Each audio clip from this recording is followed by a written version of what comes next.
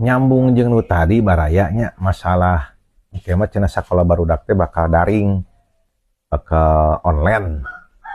Tah berarti kudu make internet meureun nya. Heeh. Pan salila ieu teh internet lumayan mahal di urang geuningan. Bahkan bikin ka naon bisa hangus lamun beak waktu tapi kuotana gede keneh hangus. Terus deui lamun masang wifi kan lumayan bulanan gitu. Nah jigana mudah-mudahan nya jigana ku ayeuna sakola daring teh berarti di tiap imah teh jigana bakal dipasang wifi gratis. Pasti gitu, da pemerintah urang mah bager atuh. Jadi mere usul teh pasti jeung solusina. Eta mah jadi hiji naonnya bakal aya kabungah lah yang orang tua teh nya yang kolot-kolot teh.